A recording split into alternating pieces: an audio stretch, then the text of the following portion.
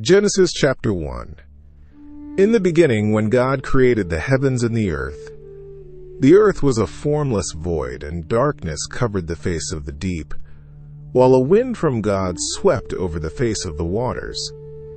Then God said, "Let there be light," and there was light. And God saw that the light was good, and God separated the light from the darkness.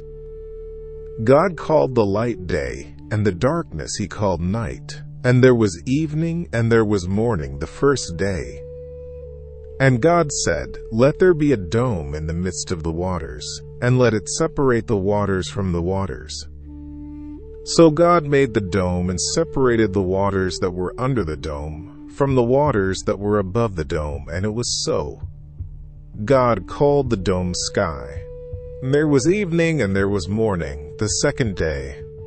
And God said, "Let the waters under the sky be gathered together into one place, and let the dry land appear." And it was so. God called the dry land earth, and the waters that were gathered together he called seas. And God saw that it was good. Then God said, "Let the earth put forth vegetation, plants yielding seed, and fruit trees of every kind on earth that bear fruit with the seed in it." And it was so. The earth brought forth vegetation, plants yielding seed of every kind, and trees of every kind bearing fruit with the seed in it. And God saw that it was good. And there was evening, and there was morning, the third day. And God said, "Let there be lights in the dome of the sky to separate the day from the night, and let them be for signs and for seasons and for days and years. And let them be lights in the dome of the sky to give light upon the earth." And it was so. God made the two great lights, the greater light to rule the day, and the lesser light to rule the night, and the stars. God set them in the dome of the sky to give light upon the earth, to rule over the day and over the night, and to separate the light from the darkness. And God saw that it was good. And there was evening, and there was morning, the fourth day. And God said, "Let the waters bring forth swarms of living creatures, and let birds fly above the earth across the dome of the sky." So God created the great sea monsters and every living creature that moves, of every kind with which the waters swarm, and every winged bird of every kind. And God saw that it was good. God blessed them, saying, "Be fruitful and multiply, and fill the waters in the seas, and let birds multiply on the earth." And there was evening, and there was morning, the fifth day. And God said, "Let the earth bring forth living creatures of every kind, cattle and creeping things, and wild animals of the earth of every kind." And it was so. God made the wild animals of the earth of every kind, and the cattle of every kind, and everything that creeps upon the ground of every kind. And God saw that it was good. Then God said, "Let us make humankind in our image, according to our likeness, and let them have dominion over the fish of the sea, and over the birds of the air, and over the cattle, and over all the wild animals of the earth, and over every creeping thing that creeps upon the earth." So God created humankind in his image.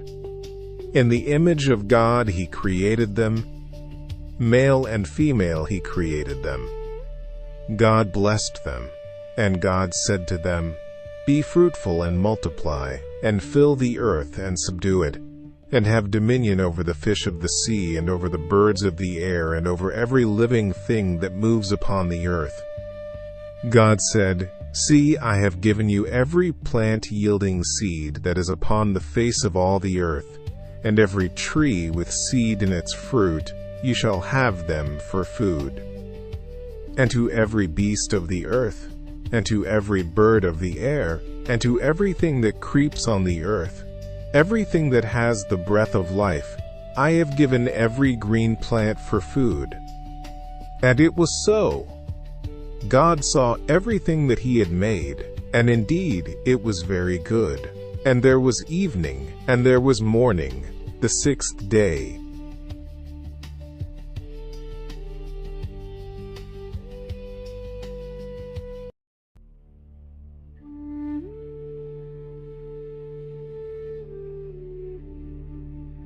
Genesis chapter 2.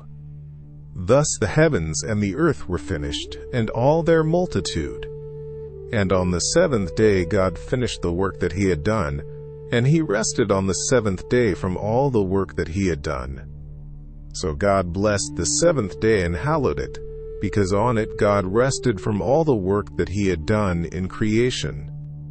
These are the generations of the heavens and the earth when they were created. In the day that the Lord God made the earth and the heavens, when no plant of the field was yet in the earth, and no herb of the field had yet sprung up.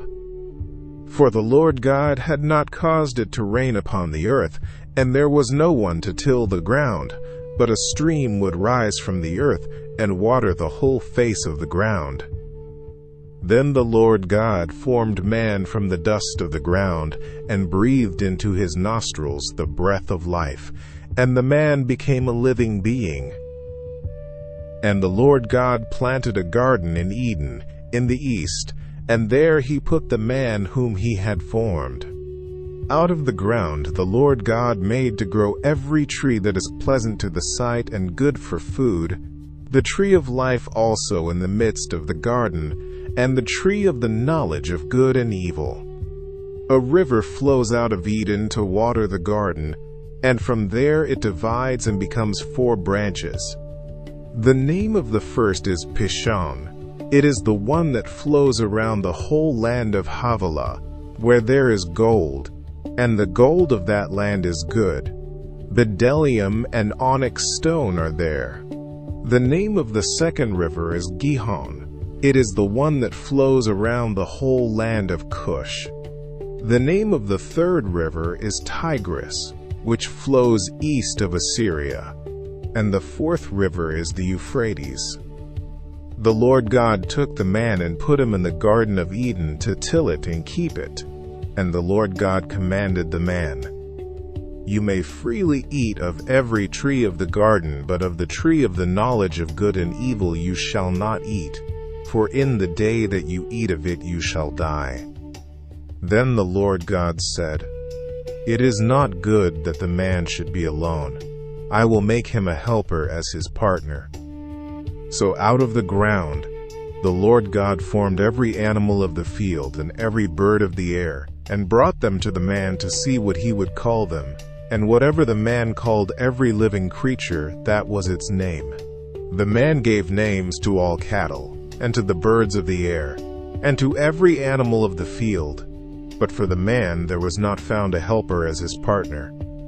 So the Lord God caused a deep sleep to fall upon the man, and he slept. Then he took one of his ribs and closed up its place with flesh. And the rib that the Lord God had taken from the man he made into a woman and brought her to the man. Then the man said, "This at last is bone of my bones, and flesh of my flesh. This one shall be called woman, for out of man this one was taken." Therefore a man leaves his father and his mother, and clings to his wife, and they become one flesh. And the man and his wife were both naked and were not ashamed. Genesis chapter 3. The fall, disobedience in the Garden of Eden. Now the serpent was more crafty than any other wild animal that the Lord God had made. He said to the woman, "Did God say, 'You shall not eat from any tree in the garden'?" The woman said to the serpent, "We may eat of the fruit of the trees in the garden." But God said, "You shall not eat of the fruit of the tree that is in the middle of the garden, nor shall you touch it, or you shall die." But the serpent said to the woman, "You will not die. For God knows that when you eat of it your eyes will be opened, and you will be like God, knowing good and evil." So when the woman saw that the tree was good for food, and that it was a delight to the eyes, and that the tree was desirable to make one wise, she took its fruit and ate. She also gave some to her husband, who was with her, and he ate. Then the eyes of both were opened, and they realized that they were naked. So they sewed fig leaves together and made coverings for themselves. Then they heard the sound of the Lord God walking in the garden in the cool of the evening breeze, and the man and his wife hid themselves from the presence of the Lord God among the trees of the garden. But the Lord God called to the man and said to him, "Where are you?" He said, "I heard your sound in the garden, and I was afraid, because I was naked, and I hid myself." God said, "Who told you that you were naked? Have you eaten from the tree of which I commanded you not to eat?" The man said, "The woman whom you gave to be with me, she gave me fruit from the tree, and I ate." Then the Lord God said to the woman, "What is this that you have done?" The woman said, "The serpent tricked me, and I ate." The Lord God said to the serpent, "Because you have done this, cursed are you above all animals, and above all wild creatures. On your belly you shall go, and dust you shall eat all the days of your life. I will put enmity between you and the woman, and between your offspring and hers. He will strike your head, and you will strike his heel." To the woman he said, "I will greatly increase your pain in childbearing. In pain you shall bring forth children. Yet your desire shall be for your husband, and he shall rule over you." And to the man he said, "Because you have listened to the voice of your wife, and have eaten from the tree about which I commanded you, you shall not eat of it. Cursed is the ground because of you. Through painful toil you will eat of it all the days of your life. Thorns and thistles it shall bring forth for you, and you shall eat the plants of the field. By the sweat of your face you shall eat bread, until you return to the ground, for out of it you were taken. For you are dust, and to dust you shall return." The man named his wife Eve, because she was the mother of all living. And the Lord God made garments of skins for the man and for his wife, and clothed them. Then the Lord God said, "See, the man has become like one of us, knowing good and evil. Now he might reach out his hand, and take also from the tree of life, eat and live forever." Therefore the Lord God sent him out from the Garden of Eden to work the ground from which he was taken. He drove out the man, and at the east of the Garden of Eden he placed the cherubim and a flaming sword that turned every way to guard the way to the tree of life. Genesis chapter 4, verses 1 to 26. Now the man knew his wife Eve, and she conceived and bore Cain, saying, "I have produced a man with the help of the Lord." Then she bore his brother Abel. Abel was a keeper of sheep, and Cain was a tiller of the ground. In the course of time, Cain brought to the Lord an offering of the fruit of the ground. Abel also brought an offering, the firstborn of his flock and their fat portions. The Lord looked with favor on Abel and his offering, but on Cain and his offering he did not look with favor. So Cain became very angry, and his face fell. The Lord said to Cain, "Why are you angry, and why has your face fallen? If you do what is right, will you not be accepted? But if you do not do what is right, sin is crouching at the door. Its desire is for you, but you must rule over it." Cain said to his brother Abel, "Let us go out to the field." And while they were in the field, Cain rose up against his brother Abel and killed him. Then the Lord said to Cain, "Where is your brother Abel?" He replied, "I do not know." Am I my brother's keeper?" The Lord said, "What have you done?" "Listen, your brother's blood cries out to me from the ground.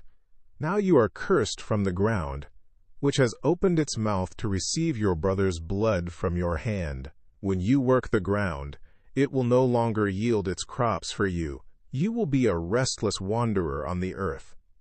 Cain said to the Lord, "My punishment is more than I can bear. Today you are driving me from the land, and I will be hidden from your presence. I will be a restless wanderer on the earth, and whoever finds me will kill me." But the Lord said to him, "Not so. Anyone who kills Cain will suffer vengeance 7 times over." Then the Lord placed a mark on Cain so that no one who found him would kill him. So Cain went out from the Lord's presence and lived in the land of Nod, east of Eden. Cain knew his wife, and she conceived and gave birth to Enoch. Cain built a city, and he named it after his son Enoch. To Enoch was born Irad, and Irad was the father of Mehujael, Mehujael the father of Methushael, and Methushael the father of Lamech. Lamech took 2 wives. One was named Ada, and the other Zillah. Ada gave birth to Jabal. He was the father of those who live in tents and raise livestock. His brother's name was Jubal. He was the father of all who play the lyre and pipe. Zillah gave birth to Tubal-Cain, who forged all kinds of tools out of bronze and iron. Tubal-Cain's sister was Naamah. Lamech said to his wives, "Ada and Zillah, hear my voice. Wives of Lamech, listen to what I say. I have killed a man for wounding me, a young man for striking me. If Cain is avenged 7 times, then Lamech 77 times." Adam knew his wife again, and she gave birth to a son and named him Seth, saying, "God has granted me another child in place of Abel, since Cain killed him." Seth also had a son, and he named him Enosh. At that time people began to call on the name of the Lord.